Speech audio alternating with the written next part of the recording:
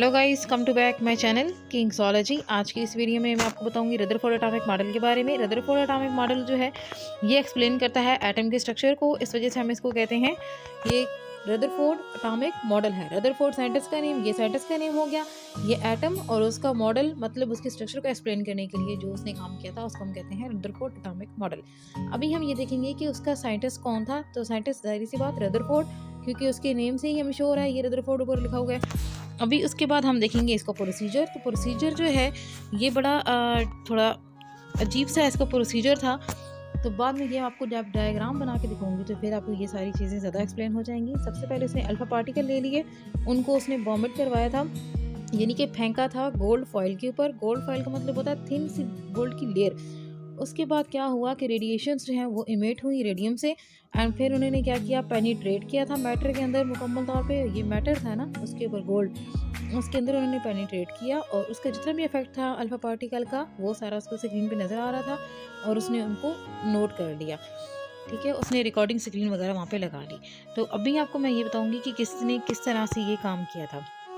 तो सबसे पहले अगर बात की जाए तो उसने लिया था इस तरह से यहाँ पे उसने एक शीट ले ली, इसको उसने एक्साइट किया और इसमें से क्या निकल रही थी, अल्फ़ा जो रेडिएशंस हैं वो निकल रही थी। ठीक है, ये आपको चीज़ क्लियर हो गई। उसके बाद नेक्स्ट उसने क्या किया कि यहाँ पे उसने एक थिन फॉइल पतली सी जो है ना वो ले ली। एंड आपको पता है कि एक फॉइल है, ये एक मेटल है, और मेटल यानी कि पूरा एक मैटर है, एक मादा है। तो इसकी वजह से यहाँ पे ज़ाहिर सी बात है इसमें बहुत सारे एटम्स होंगे। तो यहाँ पे ये सारे इसके डिफरेंट एटम्स थे। ठीक है, इस तरह से इस पूरे गोल्ड की जो फॉइल थी उसके अंदर मुख्तलिफ एटम्स थे। ठीक है, और वो सारे के सारे एटम किसके थे, गोल्ड के थे। और उन सब के सेंटर में जो था ना, एक ज़ाहिर सी बात है एक एटम होता है, तो एटम के सेंटर में जो है वो पॉजिटिव जो है उसका न्यूक्लियस होता है और बाकी उसके इर्द गिर्द इलेक्ट्रॉनिक क्लाउड होता है। तो ये इस तरह से मैं ये जो प्लस लगा रही हूँ ये सारा क्या है, ये उसका सेंटर हम कह सकते हैं। तो अब वहाँ पे जो मेन चीज़ हुई थी वो ये हुआ था कि उसने इनको कनेक्ट किया हुआ था वायर के साथ, इनको उसने बैटरी के साथ, आप ये समझ लें, कनेक्ट किया हुआ था। तो जैसे ही उसने क्या किया, स्विच वगैरह जो है वो ऑन किया, तो साथ में क्या हुआ कि करंट निकला और करंट की वजह से यहाँ से जो रेस थी वो इमिट होना शुरू हुई। वो रेस यहाँ से निकल के वो ऐसे गई और उन्होंने यहाँ पे जाके अटैक किया। जैसे ही उन्होंने अटैक किया तो वो वहाँ पे टकराई। तो फिर उसने कहा कि कुछ जो हैं वो क्या हुआ है कि कुछ रेज अब यहाँ पे जो उनका इफेक्ट हुआ है, ये सारे एटम है आगे, तो इन एटम्स के ऊपर उसका क्या इफेक्ट हुआ। जैसे ही रेस पड़ी तो कुछ रेस जो थी वो कहता है कि कुछ जब आगे रिजल्ट, ठीक है, आप रिजल्ट का अगर मैं बताऊँ आपको, तो ये यहाँ पे उसने इधर, ठीक है, इधर उसने क्या लगाया हुआ था, एक डिटेक्टर लगाया हुआ था। ठीक है, वो डिटेक्टर जो था वो ये बताता था कि यहाँ पे कौन सी चीज़ जो है ना वो टकराई है और कितनी टकराई है। तो ये यहाँ पे उसने एक तरह का डिटेक्टर लगा दिया था और ये डिटेक्टर जो है ना ये सारी चीज़ों को देख रहा था, उसके सारे इफेक्ट जो था उनको देख रहा था। तो अगर मैं आपको बताऊँ कि उसको अगर एक डिफरेंट कलर से शो करें, तो ये वाली जो रेस थी, कुछ रेस उसने देखा कि कुछ रेस यहाँ से वापस मुड़ गई हैं ऐसे, कुछ वापस मुड़ गई हैं ऐसे, रिफ्लेक्ट हो रही हैं वापस, कुछ वापस निकल गई, कुछ जो थी वो सीधी निकल गई ऐसे, कुछ जो थी वो यूँ सीधी निकली, कुछ जो थी वो बहुत लंबे एंगल पे ऐसे निकल गई। मतलब अगर ऐसे आ रही है ना तो ऐसे लंबे एंगल पे वो निकली है, मतलब उनका एंगल जो था वो बड़ा लंबा यूँ ऐसे करके डिफ्लेक्ट हुआ था। तो अभी उसने यहाँ पे ये आपने पूरा देख लिया है ना इसकी डायग्राम की, किस तरह से ये काम हुआ है, किस तरह से इसने प्रोसीजर किया है। तो अभी इसके जो हम देखते हैं ऑब्जर्वेशन में उसने कहा कि कुछ डिफ्लेक्ट हो गई हैं और कुछ अनडिफ्लेक्टेड है। डिफ्लेक्ट का मतलब ये है कि अपने रास्ते से मुड़ गई हैं। अगर मैं आपको ये वाली दिखाऊं तो ये आप देखें कि ये ऐसे आई, ऐसे मुड़ गई, ये डिफ्लेक्ट हो गई। लेकिन अगर इस तरह के हम एक को ड्रा करें तो वो ऐसे सीधी अगर निकल जाती है तो ये अनडिफ्लेक्टेड है, ये डिफ्लेक्ट नहीं हुई। कुछ जो थे वो इतने लंबे एंगल पे यूं ऐसे करके डिफ्लेक्ट हो गई हैं और कुछ जो थी वो यहाँ से, जैसे कि अब यहाँ गई तो यहाँ से मुड़ के वापस। अब वो ये एक्सप्लेन करता है कि अगर कोई चीज़ ऐसे वापस आई है या फिर आगे गई है तो वो क्यों गई है, और अगर वो डिफ्लेक्ट हुई हैं, जैसे कि अब कुछ जो थी वो ऐसे लंबे रास्ते पे चली गई थी, तो वो क्यों गई हैं। तो ये सारी चीज़ें जो थी ना, ये आगे उसने एक्सप्लेन की थी रिजल्ट के अंदर। तो ये आपको होपफुली ये सारी चीज़ समझ आ गई होगी, अंडरस्टैंड हो गया होगा कि कैसे ये सारा काम हुआ है। और जो डिटेक्टर था ये वाला, तो इसने डिटेक्ट करके ना यहाँ पे सारा कुछ लिख दिया था, बता दिया था कि कौन कितने लेवल की डिफ्लेक्ट हुई है और किसने कितने एंगल का कितना एंगल बनाया है। अभी जो है आपको वो चीज़ समझ आ गई है इसका ऑब्जर्वेशन में क्या था कि डिफ्लेक्ट कौन सी अपना रास्ता चेंज कर गई थी और अनडिफ्लेक्टेड कौन सी रास्ता उन्होंने चेंज नहीं किया था, बिल्कुल सीधी सीधी आगे निकल गई थी। तो यहाँ पे उसने ये कहा था कि अगर हम एक एटम का स्ट्रक्चर देखते हैं, तो एटम के ये होता है एटम का न्यूक्लियस, ठीक है, और इसके ऊपर होता है पॉजिटिव चार्ज। और फिर उसने कहा कि इनके इर्द गिर्द जो है, ठीक है, वो ऐसे जो है ना, वो यहाँ पे क्या थे, बहुत सारे थे शेल्स,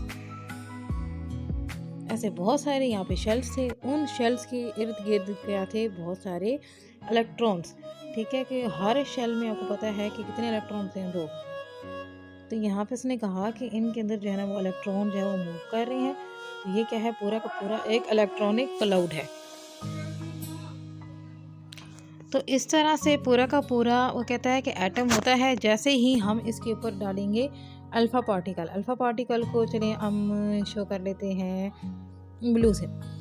तो उसने कहा कि जैसे ही अल्फ़ा पार्टिकल गए तो कुछ उसमें से ऐसे क्रॉस हो गए, ऐसे, ठीक है, कुछ उसमें से वो कहता है कि इस तरह से पार्टिकल जो थे वो सामने निकल गए। लेकिन अब कुछ जो थे वो ऐसा हुआ कि जैसे ही गए यहाँ से न्यूक्लियस के साथ टकराए, वापस आ गए, ठीक है। और कुछ जो है वो गए यहाँ पे इसके साथ टकराए और यूं बड़ा एंगल उन्होंने बना लिया, बड़े लॉन्ग एंगल पे वो डिफ्लेक्ट हो गए। तो मतलब ये कि इसने कहा था कि बहुत सारे जो मेजॉरिटी थी ये वाली, ये मेजॉरिटी में जो थे इन्होंने क्या किया, ये सीधे के सीधे निकल गए, यानी कि ये अनडिफ्लेक्टेड रहे। लेकिन कुछ जो थे जैसे कि ये वाला था, कुछ लॉन्ग एंगल पे डिफ्लेक्ट हुए और कुछ जो थे वो इस तरह से शॉर्ट एंगल पे डिफ्लेक्ट हो गए। अब यहाँ पे अब इसको लॉन्ग एंगल इस वजह से कह रहे हैं क्योंकि ये जो एंगल बन रहा है ना, ये तकरीबन बन रहा है 120 डिग्री का, और अगर इसको देखें तो ये 30 डिग्री का एंगल बन रहा है। तो इस तरह से वो डिफ्लेक्ट हुए थे। तो अभी इसी चीज़ को एक्सप्लेन करेगा कि ये उसका रिजल्ट जो है वो एक तरह का निकला है। अभी ये जो हमने एटम लिया हुआ है ना, ये हमने एक सिंगल एटम लिया हुआ है, ठीक है, उसका, उसने तो पूरी फॉइल रखी थी ना, तो उसमें एक एक एटम के बारे में, लेकिन उसका मेन जो थीम था वो इस तरह से था। अभी हम ये देखेंगे कि कैसे उसके रिज़ल्ट जो है वो उसने कहा कि रिज़ल्ट में हमारे पास सबसे पहली बात कि जो एटम होता है उसको मोस्टली वॉल्यूम एम्प्टी होता है, दूसरा उसका जो सेंटर है वो पॉजिटिव है, तीसरा उसने कहा कि जो न्यूक्लियस है वो डेंस है, और उसके बाद जो न्यूक्लियस का साइज़ है वो एज़ कम्पेयर टू उसके इर्द गिर्द का जो क्लाउड है या वॉल्यूम है उससे कम है। फिर उसने कहा कि इलेक्ट्रॉन्स होते हैं वो क्या करते हैं, रिवॉल्व करते रहते हैं, घूमते रहते हैं उसके इर्द गिर्द। फिर उसने mass of electron and proton, उसने कहा ये दोनों जो है वो मोस्टली इक्वल ही होते हैं। उसके बाद नेक्स्ट जो है अभी उसके हम डिफेक्ट्स पढ़ेंगे कि ऐसे कौन से डिफेक्ट्स थे जो कि उसके अंदर आ गए थे। तो इसका जो मॉडल था वो डिफ्लेक्ट, मतलब उसमें डिफ्लेक्शन आई। तो अभी हम जो मेन चीज़ है वो ये देखेंगे कि क्या क्या। तो देखें कि सबसे पहले इसने कहा कि इलेक्ट्रॉन जो होते हैं वो एनर्जी इमिट करते हैं, जिसकी वजह से स्पेक्ट्रम बनता है, लाइन स्पेक्ट्रम हो गया या इस तरह से। तो उसमें क्या है कि बहुत सारी जो चीज़ें हैं मतलब कलर्स वगैरह इमिट हो रहे होते हैं। ये जंपिंग सिस्टम जितना भी उसके अंदर होता है, ये प्लांक्स थ्योरी और ये सारी हमने पढ़ा है, तो उसके अंदर भी ये सारा कुछ इन्वॉल्व है।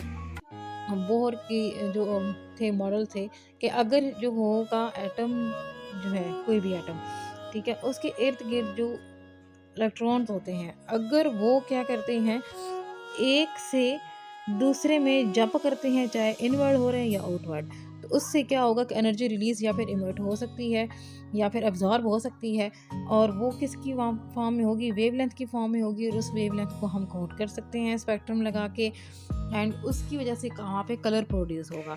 तो लाइन स्पेक्ट्रम होता है या फिर कंटिन्यू स्पेक्ट्रम होता है, ये ऑब्जर्व किया जाता है। तो ये दोनों चीज़ें उसने नहीं बताई थी उस वक़्त उसके बारे में।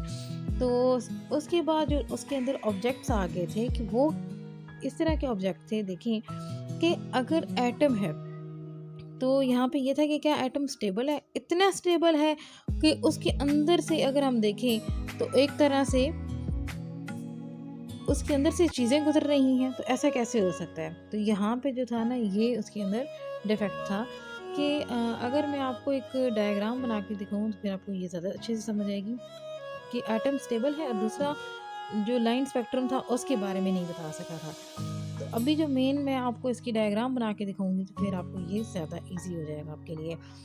देखिए, उसने कहा कि एक वहाँ पे क्या है, इस तरह से एटम है, एटम के अंदर एक न्यूक्लियस है, ये उसने क्लियर कर दिया। और उसने कहा कि न्यूक्लियस के ऊपर पॉजिटिव चार्ज है, ये भी उसने बता दिया।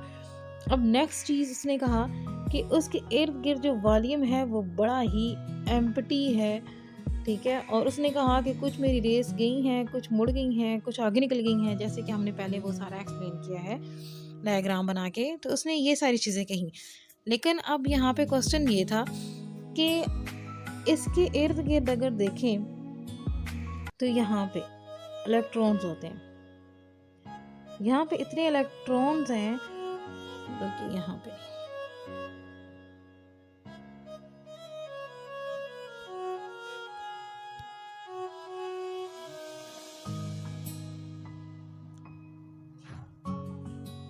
ऐसे, तो इधर जो है यहाँ पे इलेक्ट्रॉन्स हैं, ये सारे इलेक्ट्रॉन्स उसके इर्द गिर्द हैं।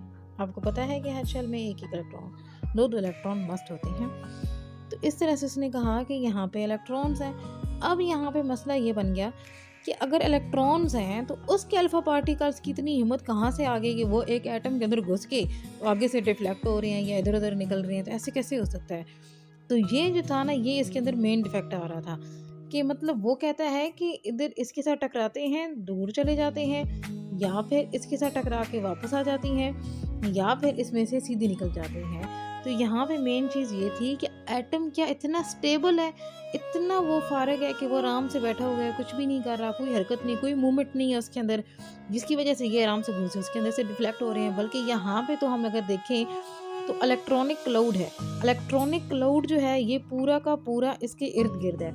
ये जो इसके इलेक्ट्रॉन्स आपको नज़र आ रहे हैं, ये जो शेल्स नज़र आ रहे हैं, तो आपको पता है कि ये इलेक्ट्रॉन्स कंटिन्यूसली यहाँ पे मूव करते रहते हैं, और इनका जंपिंग सिस्टम होता है। जैसे कि ये जंप करके इधर जाएगा तो जहाँ पे साथ में इस तरह एनर्जी जो है वो वेव की फॉर्म में या इमिट हो जाएगी या फिर एब्जॉर्ब हो जाएगी।